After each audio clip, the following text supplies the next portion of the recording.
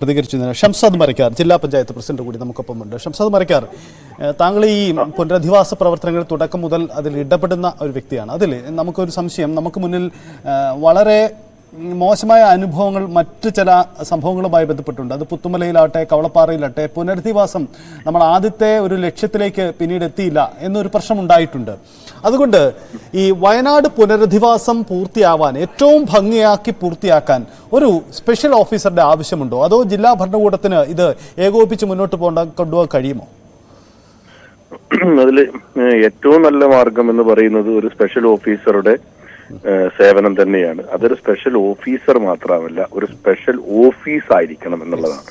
അത് അവിടെ കളക്ടറേറ്റിൽ എവിടെയെങ്കിലും കേന്ദ്രീകരിച്ച് പ്രവർത്തിക്കുന്ന ആളുകൾക്ക് അവിടെ ചെല്ലാനും അവരുടെ പുനരധിവാസവുമായി ബന്ധപ്പെട്ട് എന്തെങ്കിലും തരത്തിലുള്ള കമ്മ്യൂണിക്കേഷൻ ഒക്കെ നടത്താനും പറ്റുന്ന ഒരു ഓഫീസായിരിക്കും. കുറച്ചുകൂടി ജനകീയമായ ഒരു ഓഫീസാണ്. കാരണം നമ്മൾ പുത്തുമലയുടെ സമയത്ത് നമുക്ക് അങ്ങനെ ഒരു സിസ്റ്റം ഉണ്ടായിരുന്നില്ല. കാരണം ജില്ലാ ഭരണകൂടം നേരിട്ടാണ് കാര്യങ്ങൾ ചെയ്തത്. അപ്പോൾ ജില്ലാ ഭരണകൂടത്തിന് ഒരുപാട് കാര്യങ്ങൾ ചെയ്യാനുണ്ട്. അതിനോടൊപ്പം തന്നെയാണ് പുനരധിവാസം എന്ന് പറയുന്ന പദ്ധതിയും ചെയ്തുകൊണ്ടിരിക്കുന്നത്. അപ്പൊ ആളുകൾക്ക് അവർക്ക് എന്തെങ്കിലും തരത്തിലുള്ള ആവശ്യങ്ങളോ നിർദ്ദേശങ്ങളോ ഒക്കെ പറയാൻ ഉണ്ടാവുന്ന സമയത്ത് അതൊരു പ്രോപ്പറായി നടക്കുന്നില്ല എന്നുള്ളൊരു പരാതി അന്നേ ഉണ്ടായിരുന്നു. അപ്പൊ അതിന് പകരം ഒരു സ്പെഷ്യൽ ഓഫീസ് തന്നെ ഈ റീഹാബിലിറ്റേഷൻ പൂർത്തിയാവുന്നത്. അത് സമയബന്ധിതമായി പൂർത്തിയാക്കുകയാണെങ്കിൽ, ഒരു വർഷം കൊണ്ട് അത് പൂർത്തിയാക്കുകയാണെങ്കിൽ സർക്കാരിനെ സംബന്ധിച്ചിടത്തോളം വലിയൊരു ബാധ്യത പോലും വരില്ല. കാരണം നമ്മൾ സ്ഥലം നമുക്ക് അവിടെ ഉണ്ട്, ഓഫീസർമാർ ഡെപ്യൂട്ട് ചെയ്താൽ മാത്രം മതി, സൗകര്യങ്ങൾ നമുക്ക് ഒരുക്കാം. അവരൊരു വർഷം കൊണ്ട് ഇത് പൂർത്തിയാക്കുകയും ചെയ്താൽ ഏറ്റവും മികച്ച രീതിയിൽ ഈ പുനരധിവാസം നമുക്ക് പൂർത്തിയാക്കും. ഒരു സ്പെഷ്യൽ ഓഫീസർ, ആ ഓഫീസർക്ക് ഉണ്ടാവുന്ന വയനാടിനെ കുറിച്ച് ധാരണയുള്ള ഒരുപാട് വലിയ IAS ഓഫീസർമാരൊക്കെ കളക്ടറായിരുന്ന ഒരു ജില്ലയാണ് വയനാട്. അപ്പൊ അത്തരത്തിൽ വയനാടിനെ കുറിച്ച് ധാരണയുള്ള ഒരാളെ കൂടിയാണ് നിയമിക്കുന്നതെങ്കിൽ കുറച്ചുകൂടി നല്ല രീതിയിൽ നമുക്കത് മുന്നോട്ട് കൊണ്ടുപോകാൻ പറ്റും.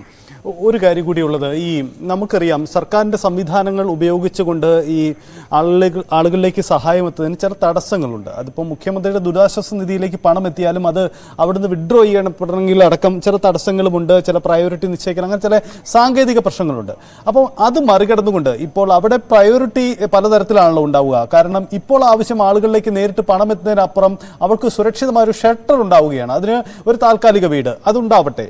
2, അവർക്ക് തൊഴിൽ നഷ്ടം അത് അത് നമുക്ക് പരിഹരിക്കാൻ കഴിയുന്ന മറ്റ് ഇടപെടലുകളാണ് ഉണ്ടാവേണ്ടത്. അങ്ങനെ ഈ വിഷയങ്ങളിൽ പ്രയോറിറ്റി നിശ്ചയിച്ച് മുന്നോട്ട് പോകണം എന്നുകൂടി ഒരു വിഷയം നമുക്ക് മുന്നിലില്ലേ? തീർച്ചയായും. നമ്മൾ പറഞ്ഞത് ഇവരുടെ ക്യാമ്പുകളിൽ നിന്നുമുള്ള വാടക വീടുകളിലേക്കുള്ള മാറ്റമാണ്. ആ വാടക വീട്ടിലേക്ക് മാറ്റുമ്പോൾ തന്നെ തുടക്കം മുതൽ എല്ലാ ചർച്ചയിലും ജില്ലാ പഞ്ചായത്ത് പ്രസിഡന്റ് എന്നുള്ള രീതിയിൽ തന്നെ നമ്മൾ പറയുന്ന ഒരു ആവശ്യമാണ്, ഈ വാടക വീട്ടിലേക്ക് മാറുമ്പോൾ അവർക്ക് വേണ്ട ഗൃഹോപകരണങ്ങൾ മുഴുവൻ നൽകണം. അതിനോടൊപ്പം ഒരു വർഷത്തെ വാടക, അതൊരു കോൺഫിഡൻസിന്റെ ഭാഗമാണ്. കാരണം ഞങ്ങൾക്കത് പുത്തുമലയിൽ വാടക കൊടുക്കുമെന്ന് പറയും, പിന്നീട് കൊടുക്കാതെ ആവുകയും അതൊരു പൊളിറ്റിക്കൽ സ്റ്റേറ്റ്മെന്റ് അല്ല, പിന്നീട് തർക്കം ഉണ്ടാവുകയും ആളുകൾ ഭയങ്കരമായി മാനസികമായി പ്രയാസത്തിലാവുകയൊക്കെ ചെയ്തൊരു നമ്മൾ നേരിട്ട് കണ്ടതാണ്. അതുകൊണ്ടാണ് നമ്മൾ അത്തരത്തിലൊരു പ്രപ്പോസൽ, ഒരു വർഷത്തെ വാടക നമ്മൾ അടയ്ക്കുന്നു, അവർക്കുള്ള ആവശ്യമുള്ള സാധനങ്ങൾ കൊടുത്ത് ഒരു കോൺഫിഡൻസോട് കൂടി ഞങ്ങളുണ്ട് എന്ന് പറഞ്ഞ് അവരെ ക്യാമ്പിലേക്കാക്കി അവരുമായൊരു ഡിസ്കഷൻ നടക്കുമ്പോൾ നമുക്ക് സ്വാഭാവികമായി നടക്കും. ഇനിയിപ്പോ താങ്കൾ ചോദിച്ച പോലെ CMDRF പോലെയുള്ള ഫണ്ടിൽ നിന്ന് നേരിട്ട് എങ്ങനെ ജനങ്ങൾ ഇപ്പോ ഈ വാടക വീട്ടിലേക്ക് മാറുന്ന ആളുകൾ, അവർക്ക് വേണ്ട ഗൃഹോപകരണങ്ങൾ നൽകാൻ ഒത്തിരി ആളുകൾ തയ്യാറാണ്. സർക്കാരിന് ഫലത്തിൽ വലിയ ഒരു സാമ്പത്തിക ബാധ്യതയും ഇല്ലാതെ അതിന് മുഴുവൻ നമുക്ക് ചെയ്യാൻ പറ്റും. കാരണം 50 വീടുകൾ, ഇന്നലെ ഞാൻ 5 വീടിലേക്കുള്ള വസ്തുക്കൾ കൊടുക്കുന്ന യൂത്ത് കോൺഗ്രസ് സംഘടന കൊടുത്തതിൽ പങ്കെടുത്ത ആളാണ്. അവർ 45 കൂടി കൊടുക്കും. അപ്പൊ തമിഴ്നാട്ടിൽ നിന്നുള്ളൊരു സംഘം വരുന്നു, അവർ 30 വീടുകളിലേക്ക് അവർ കൊടുക്കാൻ തയ്യാറാണ്. അപ്പൊ അത്തരത്തിൽ മറ്റുള്ള യുവജന സംഘടനകളും ഒക്കെ അത്തരത്തിൽ സഹായിക്കാൻ കഴിയും. അതിനൊന്ന് കോർഡിനേറ്റ് ചെയ്താൽ നമുക്ക് അത് ഒരു സാമ്പത്തികവും സർക്കാരിന് ചെലവില്ലാതെ തന്നെ നമുക്ക് ഈ വാടക വീട്ടിലേക്കുള്ള ഉപകരണങ്ങളെല്ലാം നമുക്ക് കൊടുക്കാൻ പറ്റും.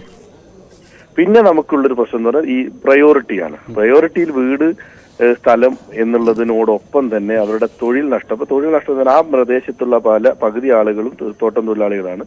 രണ്ടാമത് ചെറുപ്പക്കാരൊക്കെ ഈ ജീപ്പ് ഓഫ് റോഡൊക്കെ ടൂറിസ്റ്റുകൾ വരുമ്പം പോയി കാണിച്ചൊക്കെ ജീവിച്ചുകൊണ്ടിരുന്ന ആളുകളാണ്. അവർക്ക് ജീപ്പ്, ഓട്ടോറിക്ഷ, ബേക്കറി. പക്ഷെ അതിനും ഈ കോർഡിനേഷൻ ഉണ്ടെങ്കിൽ സന്നദ്ധ പ്രവർത്തകരുടെ പിന്തുണ കിട്ടും. കാരണം നമ്മൾ ചാനലിൽ പറഞ്ഞ 2 ബേക്കറി നഷ്ടപ്പെട്ട 2 ആളുകളുണ്ട് അവിടെ ചൂരൽമൽ. അവരെ സഹായിക്കാൻ ഒരു സംഘടന ഇന്ന് തയ്യാറായി വന്നിട്ടുണ്ട്.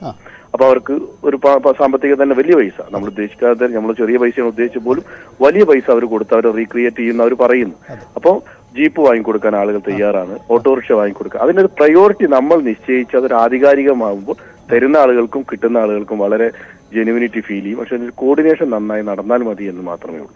യെസ്, എന്തായാലും സർക്കാർ അത്തരം ഒരു പദ്ധതി ഒരുക്കട്ടെ എന്ന് കൂടി കരുതാം. ഒരു കാര്യം കൂടി ചോദിക്കട്ടെ ഷംസുദ് മരിക്കാർ, ഈ വയനാടിൻ്റെ പുനർനിർമ്മാണത്തിൽ ഇനി അവിടേക്ക് ആ പ്രദേശത്തേക്കുള്ള താമസം സാധ്യമല്ല എന്നതിൽ ആർക്കും തർക്കമുണ്ടെന്ന് തോന്നുന്നില്ല, നിങ്ങൾ ആരും അതിനോട് യോജിക്കുകയുമില്ല. ഇന്ന് അവിടെ ശാസ്ത്രീയ പരിശോധന നടക്കുകയാണ്. ആ സ്ഥലം എത്ര കണ്ട് ഇനി വാസയോഗ്യമാണ് എന്നത് സംബന്ധിച്ച ഒരു പരിശോധന നടക്കുകയാണ്.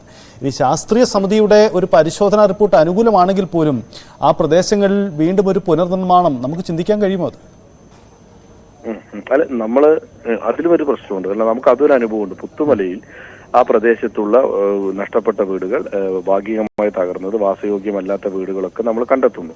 പക്ഷെ കുറച്ച് കഴിഞ്ഞപ്പോൾ ഒരു 3-4 വീടുകളോട് നമ്മളുടെ അന്നത്തെ അധികാരം പറയുന്നത് നിങ്ങൾ ഇവിടെ താമസിച്ചോളൂ, ഇവിടെ കുഴപ്പമില്ല. അവരിപ്പോഴും ഇവിടെ താമസിക്കുന്നുണ്ട്. അപ്പൊ നമ്മൾ ഒരു പ്രയോറിറ്റി എടുക്കുമ്പോൾ ഇനി മുണ്ടക്കൈ പ്രദേശത്ത് കണ്ട കാഴ്ചയിൽ അവിടെ ഇനി താമസിക്കുക എന്ന് പറയുന്ന അത്രത്തോളം അപകടകരമായ ഒരു അവസ്ഥയാണ്. അതിന് നമുക്ക് മാറ്റണം. പക്ഷെ അവരോട് നിങ്ങളുടെ വീടും സ്ഥലവും ഇവിടെ ഇനി പറ്റില്ല, നിങ്ങൾ ഇവിടെ നിന്ന് മാറണം എന്ന് പറയുന്നതിനേക്കാൾ ഉപരി അവരെ മാറ്റാനുള്ള ഒരു പാക്കേജ് കൂടി ഇതിനകത്ത് ഉണ്ടാവണം. അത് ഉണ്ടാക്കാൻ നമുക്ക് ഈ വയനാട്ടിൽ തന്നെ നമ്മൾ നടത്തിയ ഒരു മാതൃകയാണ് സ്വയം സന്നദ്ധ പുനരധിവാസം എന്ന് പറയുന്ന ഒരു പ്രോജക്റ്റ് നമുക്കുണ്ട്. കാട്ടിൽ നിന്നും താമസിക്കുന്ന ആളുകൾ നാട്ടിലേക്ക് വരുന്ന, അപ്പോൾ അതിലുള്ളൊരു കുഴപ്പം എന്ന് അത് നമ്മളൊരു എമൗണ്ട് ഫിക്സ് ചെയ്തു. 10 ലക്ഷം എന്നുള്ളത് ഫിക്സഡ് ആണ്. പിന്നെ നമ്മൾ വേറൊരു സ്കീം കൊണ്ടുവന്നത് 15 ലക്ഷം എന്നുള്ളത് ഫിക്സഡ് ആണ്. അപ്പൊ ആ ഫിക്സഡ് ഡിപ്പോസിറ്റ് പോലൊരു പണം പറഞ്ഞപ്പോൾ പലരും മാറാൻ തയ്യാറായില്ല. കാരണം അവരുടെ വാല്യൂ, ഭൂമിയുടെയും വീടിന്റെയും വാല്യൂ അതിനേക്കാൾ കൂടുതലുണ്ട്. അതുകൊണ്ടാണ് അവർ മാറാൻ തയ്യാറാത്തത്. അതിനെ പരിഹരിക്കാൻ ഇത് കുറച്ചുകൂടി ഫ്ലെക്സിബിൾ ആക്കി ഓരോ ആളുകൾ അവിടെ അത്ര വലിയ സാമ്പത്തിക ബാധ്യത വരില്ല. കാരണം എല്ലാവർക്കും 5 സെന്റും, ഇപ്പൊ പുഞ്ചിരിമട്ടത്ത് ഒരു സൈഡിലാണ് വീട് നിൽക്കുന്നത്, അവിടെയൊക്കെ ഇനി 5 മുതൽ 10 സെന്റ് വരെ സ്ഥലവും വീടും മാത്രമുള്ള ആളുകളൊക്കെ ഉള്ളൂ. അവരുടെ അസറ്റിനെ നമ്മൾ കാൽക്കുലേറ്റ് ചെയ്ത് അവർക്കൊരു നഷ്ടപരിഹാരം കൊടുത്താൽ അവർ ഉറപ്പായി അവിടുന്ന് മാറും. പക്ഷെ അതിന് പകരം നമ്മൾ ചെറിയ എന്തെങ്കിലും തുക കൊടുത്ത് ഇവർ മാറണമെന്ന് നിർബന്ധിച്ചു കഴിഞ്ഞാൽ ഇവർ മാറാനുള്ള സാധ്യത വളരെ കുറയും. പക്ഷെ അതിന് പകരം നല്ല ഫ്ലെക്സിബിൾ ആയ ഒരു സ്കീം, നമ്മൾ ദേശീയപാതയുടെ പുനരുദ്ധാരണത്തിനൊക്കെ വേണ്ടിയിട്ട് ഭൂമി ഏറ്റെടുക്കുമ്പോഴുള്ള സ്കീമുണ്ട് നമുക്ക്. അതേപോലത്തെ ഒരു നിയമനിർമ്മാണത്തിലേക്ക് സർക്കാർ വന്നാൽ മതി. അപ്പൊ അതിനും നമുക്ക് എല്ലാവരെയും സഹായങ്ങൾ തേടണം. നമ്മൾ സർക്കാരിന്റെ മാത്രം ബാധ്യത എന്നല്ല, എല്ലാ ആളുകളെയും സഹായിക്കാൻ കഴിയുന്ന ആളുകളെയൊക്കെ സഹായം തേടി അതും നമുക്കിതിൽ പൂർത്തിയാക്കാൻ പറ്റും. അങ്ങനെ വലിയൊരു പാക്കേജായി ഈ മുണ്ടക്കൈ പാക്കേജ് മാറണം.